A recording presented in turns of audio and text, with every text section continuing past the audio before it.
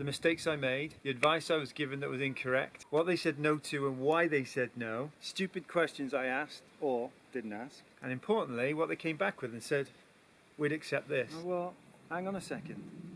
And this is the mistake I made. I should have stopped at that moment and said, you're the group of people that said that I could do that. I'm not here to say, you know, this is terrible. I'm going to show you the real journey, how it all played out. But I don't want to say this is hard or I regret it in any way, because I love it here.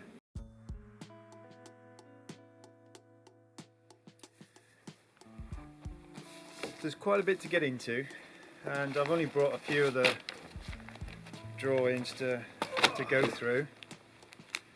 Trust me, there's like, I don't know, this is probably a tenth of what I've got in paperwork. I think I need to preempt this all and say, yeah, things can be difficult here, they can be. But I don't think that's different than anywhere else, if I'm honest. I've done a few houses up in the UK, and the lies I got told there by a couple of, oh my days, the banks, the builders, the lot, everyone. It was disgusting. This is a lot easier. It's a lot easier here.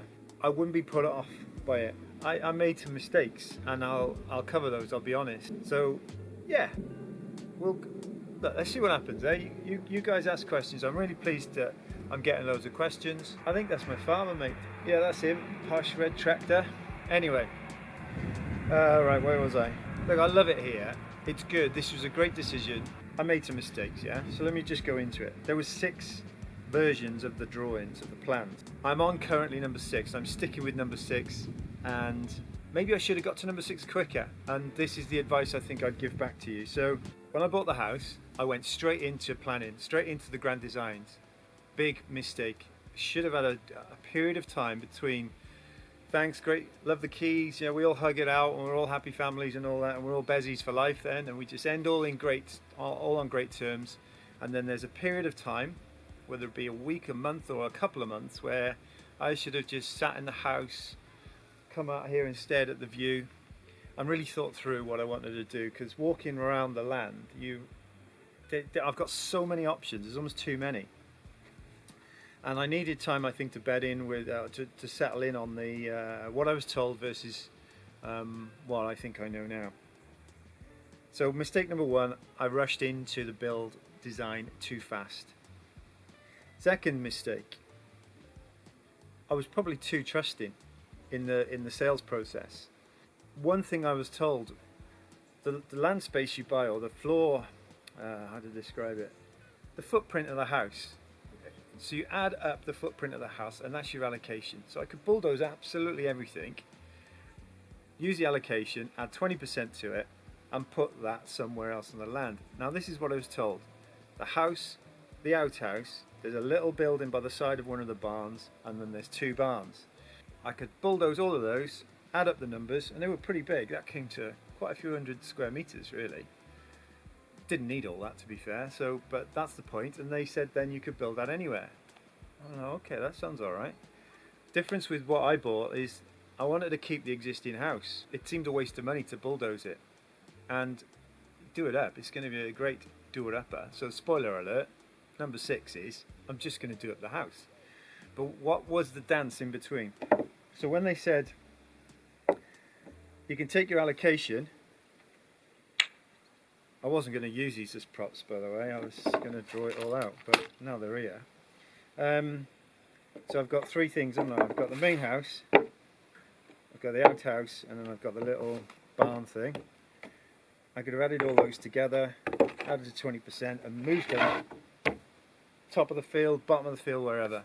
So plan 1, from the off, I said keep the main house, add together the outhouse, the little brick building, plus one of the barns, add all that together, made a nice size house, and I said let's build it down there. The rule was it had to be 20 meters within the border when I was buying the house. That's what they told me, 20 meters. There's loads of room down there, it's massive. So I thought, right, driveway's coming in, it can have its own little access, great. The kids can stay down there with their friends, they get a lovely view as well, they get the sunset, this house doesn't see that house, and it was perfect.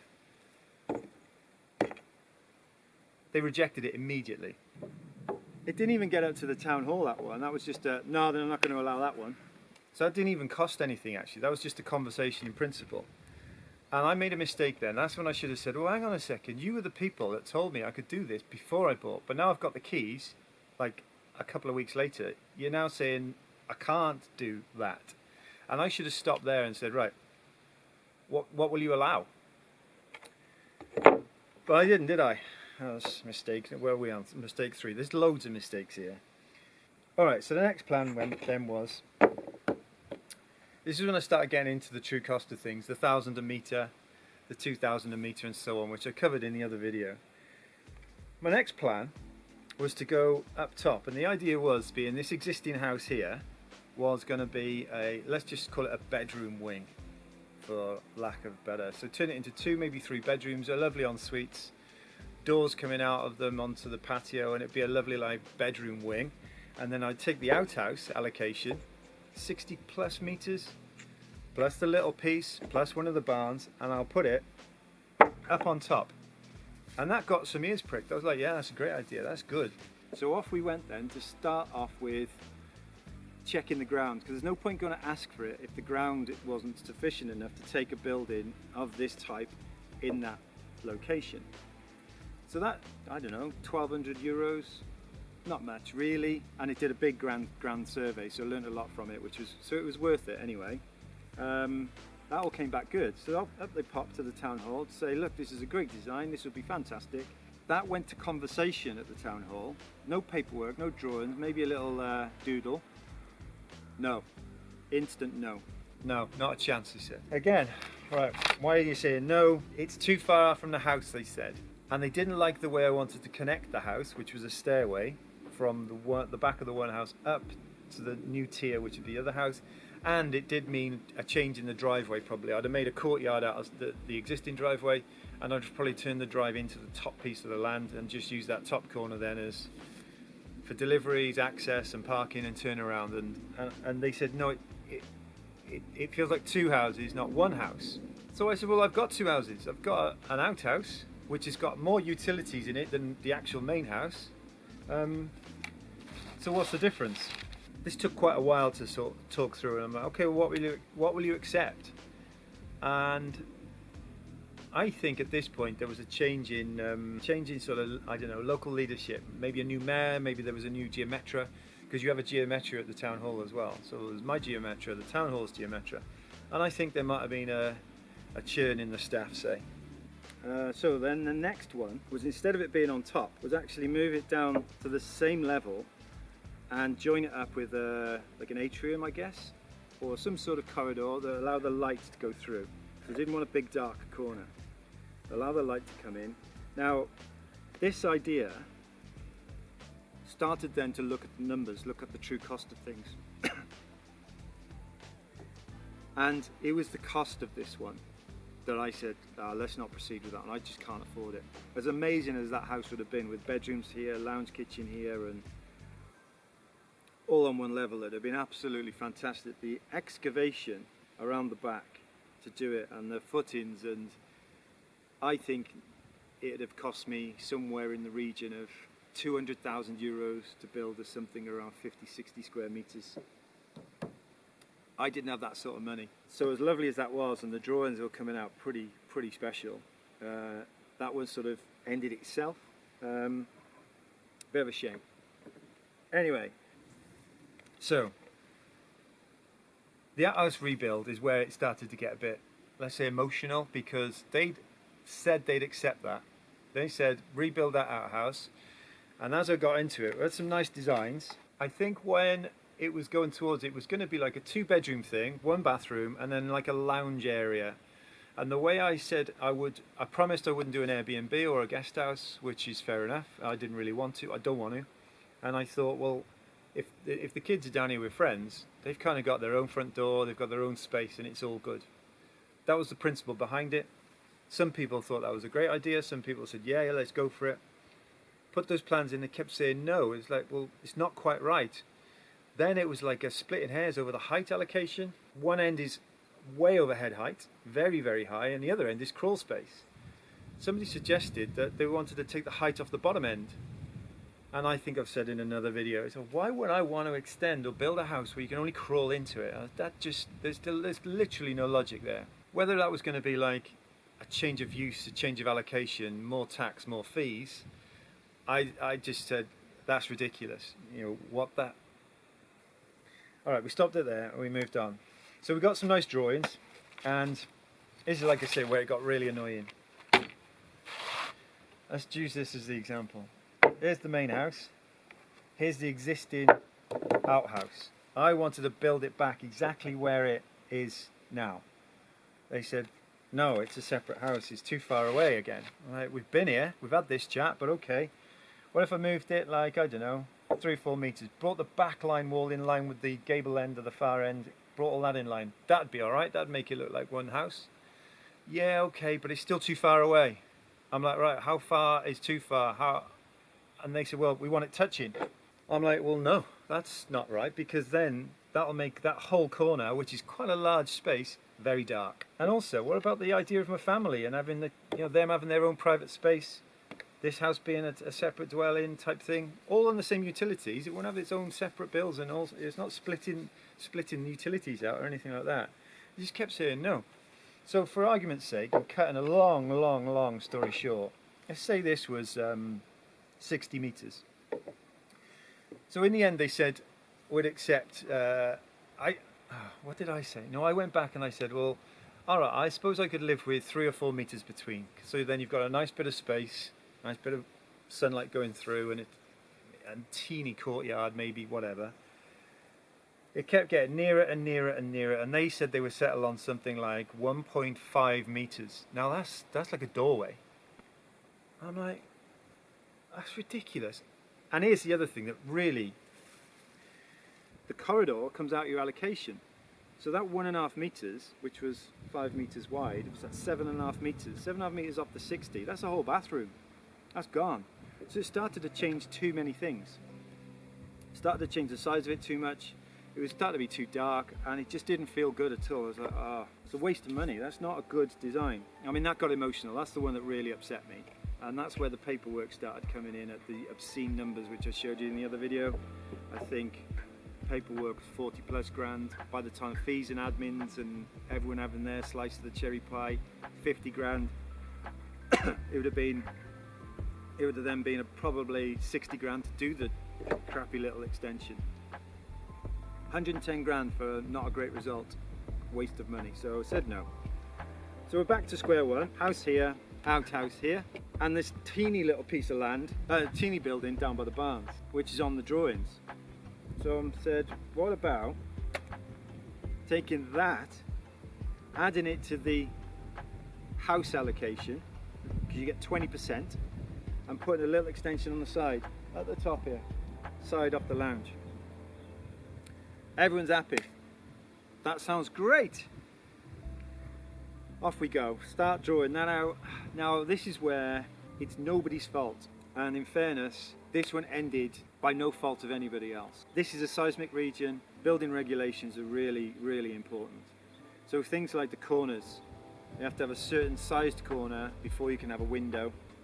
And then there'd have to be a space from the house to the first window. So by the time I made this what was going to be a lounge area, by the time you put the windows in, if you were sat in that lounge, you're looking at more concrete walls than you were at as windows. And also, because of the size of it, you couldn't get a nice sofa in there without having to walk around the sofa to get out the side door, and it just seemed again didn't feel quite right. But the bit that broke it for me was the roof. It'd have been nice to have it all tied in, you know, a nice hip off the roof and tiles going around it. It'd look good. But they said no, it's got to be a separate roof, as in 2 roofs with a valley gutter. That would have looked terrible. That would have looked horrendous. So there we are, we're on to plan 6. Plan 6, make good. Turn the existing house, which was 2 bedroom, I'm going to use one of the bedrooms as a kitchen, make a really nice big kitchen lounge area, separate lounge, like a TV room for the winter, and a lovely big bedroom with a beautiful ensuite and a walk-in wardrobe. Coming out the side here, there'll be a beautiful terrace, and then I can do an outside kitchen and yada yada yada, loads of plans. I'm going to leave the outhouse for now, and I think, as a lot of people have put in the comments, I think things work differently here now.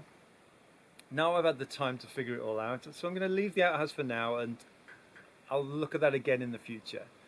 That outhouse, as I think some of you are spotting in the comments and saying in the comments, that'll live another day. I think there's another way to play that game, and now isn't the time.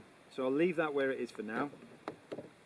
I'll make it look a little bit prettier, maybe just grow some ivy over it and try and hide it or whatever, but I think that will come back alive in the future for me.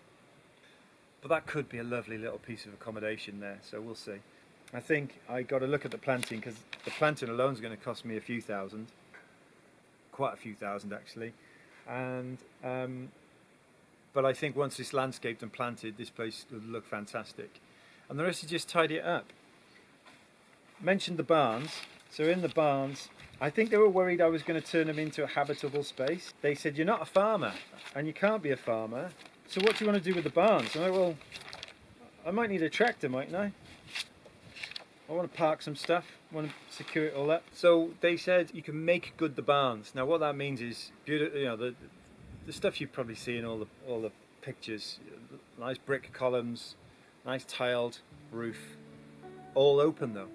So I said, well, I need some lockup. You know, what if I have some machinery like a tractor or a sit-on lawnmower or whatever? So you can kind of lock it up. It's not going to be a solid building, but I can turn them both back into barns. So I've got a nice idea. The top one will be storage. The bottom one, I think, could be a really nice shaded summer relaxing area. So if I can plant up around there and clean it all around, I think that would be a lovely area to just relax on those red hot days where you just want to be in the shade all day. Maybe not that you'll ever get bored of the view. You're sitting there, plant it all up, sit amongst the olive trees and listen to the birds, that sort of thing. What else is there? Rainwater harvesting, capture that, move that up the field, so that's a bit of natural irrigation. I'll pump that from the well, and I think that's it really. That'll keep me busy. I'll keep this YouTube channel going for a couple of years, I reckon. And so yeah, mistakes. What do I think? What would I recommend? I quite like the idea now of me doing up this house rather than having something that is the true finished article. I think the true finished article for what I think I'm looking for in this region, with views and this much space and privacy, it's going to be over $500,000, I think, easy. Now you can go 20-30 miles away and probably find it for 200-300 grand, fair enough, and but you go nearer the coast, you're definitely over $500,000. I ain't got that money, so that's an easy one. So doing this up, I think it's the right decision now. After all that mess around and all that time, it's a great house. I think I lost sight of why I bought it. I think I lost sight of what was I trying to use it for. And now I think I've realised that it's all worked out all right. It's worked out for the best.